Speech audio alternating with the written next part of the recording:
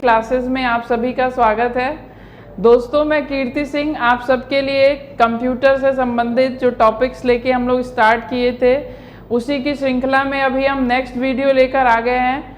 जैसा कि आप सभी को पता है कि हम लोग स्टेप बाय स्टेप चल रहे हैं। पिछली वीडियो में हमने कंप्यूटर के इनपुट डिवाइस के बारे में डिस्कस किया था, तो आइए आज डिस्कस करते हैं कंप्यूटर की मेमोरी के बारे में।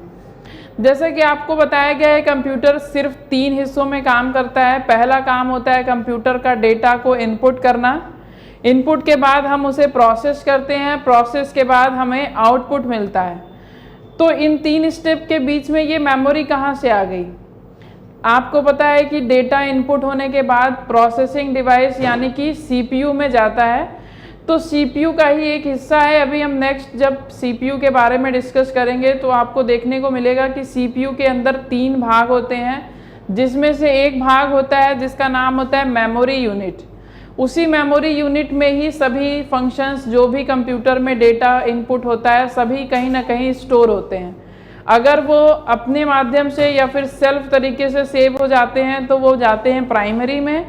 अगर हम उन्हें सेव करते हैं तो वो जाते हैं सेकेंडरी मेमोरी में। अब आइए डिस्कस करते हैं। स्क्रीन में आपके सामने मेमोरी से संबंधित चार्ट बनाया गया है, जिसमें आपको सभी चीज़ें क्लियर हैं, बट 1 बाय 1 हम डिस्कस कर रहे हैं। आप लोग नोट्स बनाते चलिएगा। जैसा चार्ट बनाया उसके अकॉर्डिंग देखिए, हम डिस्कस करने जा रहे हैं मेमोरी से कि मेमोरी कितने प्रकार की होती है। पहली मेमोरी होती है जिसे हम लोग प्राथमिक मेमोरी या सेमीकंडक्टर मेमोरी या फिर मेन मेमोरी के नाम से जानते हैं। पहली मेमोरी प्राथमिक, सेमीकंडक्टर या मुख्य मेमोरी, ये तीनों एक ही नाम है। यानी कि कंप्यूटर में डेटा सबसे पहले कहाँ पे जाता है, वो होती है प्राथमिक मेमोरी। इसलिए इसको मेन मेमोरी कहा जाता है, क्योंकि अगर हम कोई भी सिस्टम, कंप्यूटर से कोई भी डिजिटल आइटम खरीदते हैं तो कंप्यूटर हो या आपका फ़ोन हो या फिर कोई भी डिजिटल चीज़ें हो, उसमें कुछ ना कुछ मेमोरी, कुछ स्टोरेज डिवाइस ऑलरेडी इंस्टॉल्ड होती है। ऑलरेडी इंस्टॉल्ड से सेंस कि हमें उसको एक्सटर्नली मतलब अलग से पैसे दे के नहीं लगवाने होते हैं। तो वो सारी डिवाइसेस क्या होती हैं, अपने आप कंप्यूटर में इंस्टॉल्ड होती हैं। उसी को हम किस लिए कहते हैं, प्राथमिक मेमोरी, और इसीलिए उसको मेन मेमोरी के नाम से भी जाना जाता है। अब प्राथमिक मेमोरी में कौन कौन सी मेमोरी आती है? आप सभी को पता है कि रैम क्या है, एक प्रकार की प्राथमिक मेमोरी है। प्राथमिक मेमोरी इसलिए है क्योंकि रैम ऑलरेडी कंप्यूटर में इंस्टॉल्ड हमें प्राप्त होती है। रैम कई साइज का आता है। जैसे आप लोग देखते होंगे फ़ोन में रैम जो होता है वो 1 GB का होता है, 1 गीगाबाइट। आप लोगों ने पहले, अभी आज से 3-4 साल पहले की बात की जाए तो फ़ोन जो होते थे कम से कम 600 MB के आते थे। ऐसे ही अलग अलग अभी रैम की क्वालिटी और बेटर होती जा रही है। तो रैम क्योंकि जितना अच्छा होगा फंक्शन उतनी अच्छे तरीके से होगा, इसलिए रैम पे बहुत ज़्यादा फंक्शन डिपेंड करते हैं। इसलिए हमें कोई भी क्वालिटी, कोई भी कंप्यूटर लेने जाएँ या कोई भी डिवाइस लेने जाएँ तो हमें रैम की क्वालिटी पता होनी ज़रूरी है। अब जैसा कि रैम के बारे में लिखा है कि रैम का फुल फॉर्म होता है रैंडम एक्सेस मेमोरी। लोग इसको एक्सेस के नाम से पढ़ते हैं क्योंकि स्पेलिंग डिफरेंस है। एक्सेस और एसेस में डिफरेंस है। एसेस की स्पेलिंग होती है ACESS, ये होती है ACESS, इसे कहते हैं एसेस मेमोरी। इसलिए याद रखिएगा, रैम का फुल फॉर्म क्या होता है, random access memory. Random access memory की कुछ विशेषताएं हैं। जैसे रैम के बारे में आपसे क्वेश्चन पूछा जा सकता है कि रैम किस प्रकार की मेमोरी है, तो पहले तो आपको पता चल गया कि रैम किस प्रकार की मेमोरी है, प्राथमिक मेमोरी है। बट रैम की क्या खासियत है, क्यों रैम को अच्छा माना जाता है? क्योंकि रैम एक प्रकार की वोलाटाइल मेमोरी है। वोलाटाइल से तात्पर्य क्या है? वोलाटाइल से तात्पर्य क्या है? अस्थायी। अस्थायी क्वेश्चन आपसे पूछेगा कि ऐसी कौन सी मेमोरी है जो लाइट के चले जाने पर गायब हो जाती है, तो वो कौन सी मेमोरी हो जाएगी? रैम। ये बहुत इंपॉर्टेंट क्वेश्चन है कि रैम एक प्रकार की वोलाटाइल मेमोरी है। वोलाटाइल है या अस्थायी है, इसीलिए इसे टेम्परेरी मेमोरी भी कहा जा सकता है। टेम्परेरी मेमोरी मतलब कि लाइट गई तो कोई भी फंक्शन आप कर रहे हैं जो ऑलरेडी रैम में सेव हो चुका है, वो अपने आप क्या हो जाएगा, गायब हो जाएगा। जैसे हम लोग अपना मान लीजिए कंप्यूटर या फिर फ़ोन चला रहे हैं, कोई फंक्शन कर रहे हैं, अचानक से लाइट चली गई, कंप्यूटर हो या फ़ोन हो अपने आप स्विच ऑफ हो गया, या टर्न ऑफ हो गया, तो हम लोग क्या करते हैं, जब दोबारा से कंप्यूटर को ऑन करते हैं तो ऐसा कुछ नहीं होता है कि जो फंक्शन हम कर रहे थे वो ऑलरेडी आपके सामने दिखाई देगा, वो अपने आप बंद हो जाता है। इसलिए रैम को वोलाटाइल मेमोरी के नाम से भी जाना जाता है। अब रैम जो प्रकार की होती है, एक होती है एस रैम और एक होती है डी रैम। अब एस रैम और डी रैम का फुल फॉर्म क्या होता है, एस से है क्योंकि रैम का तो आपको पता चल गया। अगर एस से बात की जाएगी तो एस का फुल फॉर्म होता है static RAM, static random access memory. अब एस रैम की खासियत क्या है या फिर कह लें इसकी नुकसान क्या है, क्योंकि देखिए जैसा आपको पता है कि हम कोई भी डेटा जब कंप्यूटर में इनपुट करते हैं तो डेटा इनपुट होने के बाद सबसे पहले कहाँ जाएगा, रैम में। अब कंप्यूटर में रैम जो है दो प्रकार की होती है। जिस क्वालिटी का रैम होगा, क्योंकि रैम पे बहुत ज़्यादा कंप्यूटर डिपेंड होता है, तो रैम पे डिपेंड करता है कि कंप्यूटर अच्छी क्वालिटी का है या कंप्यूटर अच्छी क्वालिटी का नहीं है। क्योंकि अगर कंप्यूटर में एस रैम लगा होगा यानी कि स्टैटिक रैम लगा होगा तो हमें रैम को बार बार रिफ्रेश करने की आवश्यकता नहीं होती है। रिफ्रेश करने की आवश्यकता नहीं होती है। जैसे हम लोग कहते हैं कि अपने फ़ोन में जब फ़ोन हैंग करने लगता है तो हम कहते हैं रैम क्लियर कर दीजिए, नहीं तो फ़ोन हैंग करेगा। तो हम लोग बार बार क्या करते हैं, फ़ोन को दिन 2-4 दिन बीतता है तो क्लियर करने की ज़रूरत पड़ती है, क्योंकि हमारे फ़ोन में कौन सा रैम लगा रहता है, एस रैम नहीं लगा होता है। हमें ज़रूरत पड़ती है बट यहाँ कह रहा आवश्यकता नहीं होती है। आवश्यकता नहीं होती है यानी कि हमारे में एस रैम न लग के कौन सा रैम लगा है, डी रैम। डी रैम मतलब डायनामिक, डी से क्या मतलब है, डायनामिक। तो फ़ोन में क्या होता है, बार बार रिफ्रेश करने की आवश्यकता पड़ती है, तो हमारे फ़ोन में डी रैम लगा होता है। और आपके किसी फंक्शन में या किसी डिवाइस में एस रैम लगा होगा तो आपको रिफ्रेश करने की आवश्यकता नहीं पड़ती है। आप बार बार रिफ्रेश करेंगे यानी कि आपने क्वालिटी, आपकी रैम की क्वालिटी क्या है, बेटर है। अगर रिफ्रेश करने की ज़रूरत नहीं है तो बेटर है, अगर रिफ्रेश करने की ज़रूरत है तो बेटर नहीं है।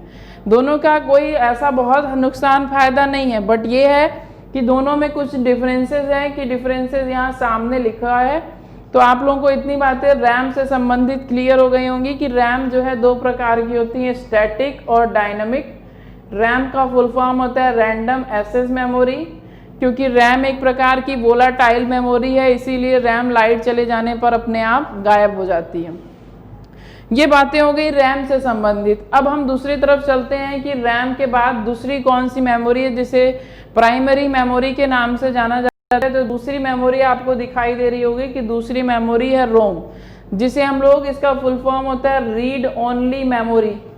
रीड ओनली मेमोरी है रोम का फुल फॉर्म। और रोम क्या है, एक प्रकार की प्राइमरी मेमोरी, सेमीकंडक्टर मेमोरी या मुख्य मेमोरी कहा जा सकता है।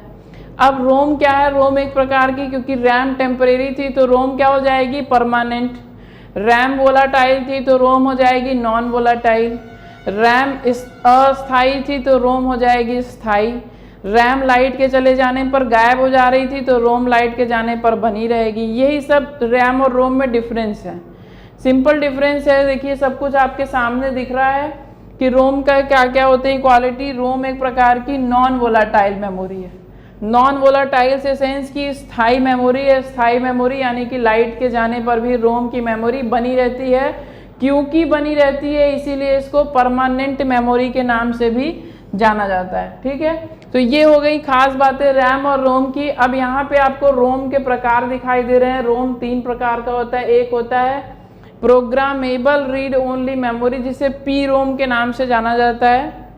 दूसरा है आपका ईपी रोम, जिसे erasable programmable read only memory. E से आपका इरेजेबल, बाकी पी रोम से है प्रोग्रामेबल रीड ओनली मेमोरी। तीसरा दिया हुआ है डबल ई पी रोम, यानी कि एक ई से हो गया इलेक्ट्रॉनिकली, दूसरे ई से हो गया इरेजेबल, पी से programmable read only memory. Electronically erasable programmable read only memory, ये हो गए 3 प्रकार की मेमोरी। अब प्रोग्रामेबल, इरेजेबल और इलेक्ट्रॉनिकली में क्या डिफरेंस है, देखिए। प्रोग्रामेबल रीड ओनली मेमोरी, जैसे हम कह रहे हैं कि रीड ओनली मेमोरी को पढ़ा जा सकता है, रीड ओनली मेमोरी को हम देख सकते हैं, तो प्रोग्रामेबल रीड ओनली मेमोरी एक ऐसी मेमोरी होती है जिसे हम पढ़ने के बाद चाहें तो दोबारा से क्लियर करके उसमें फिर से कुछ एडिटिंग कर सकते हैं। ये होती है पी रोम की खासियत। प्रोग्रामेबल मतलब दोबारा से प्रोग्राम तैयार किया जा सकता है, उसे हम कहते हैं प्रोग्रामेबल। दूसरा कह रहा है इरेजेबल, यानी कि इरेज किया जा सकता है। प्रोग्राम भी तैयार किया जा सकता है, दोबारा से इरेज भी किया जा सकता है। आगे दिया इलेक्ट्रॉनिकली इरेजेबल, यानी कि इरेज करने के लिए डिजिटल यूनिट्स की सहायता लेनी पड़ती है, यानी कि विद्युत सिग्नल के माध्यम से ये अपने आप इरेज हो जाते हैं। इलेक्ट्रॉनिकली मतलब हम इसे इरेज करना चाहेंगे तो सिर्फ एक डिजिटल सिग्नल्स का सहारा देना होगा और ये अपने आप इरेज हो जाएगा।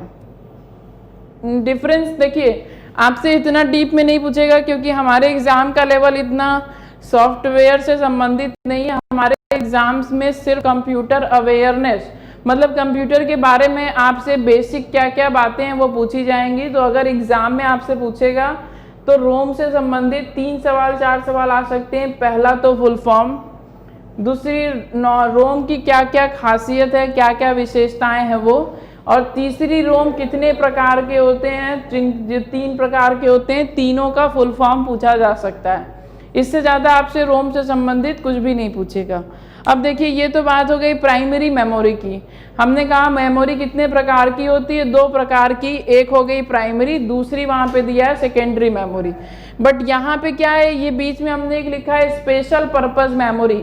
ये मेमोरी का प्रकार नहीं है, इसका काम क्या है, मेमोरी को कोई ऐसी फंक्शंस जो स्पेशल हो, स्पेशली काम करने के लिए बनाई जाए, उन्हें हम स्पेशल पर्पस मेमोरी कहते हैं। जैसे अब कंप्यूटर में डेटा है, डेटा क्या है, एक साथ हम बहुत सारे फंक्शन कर रहे हैं, यानी कि वर्कलोड बढ़ रहा है।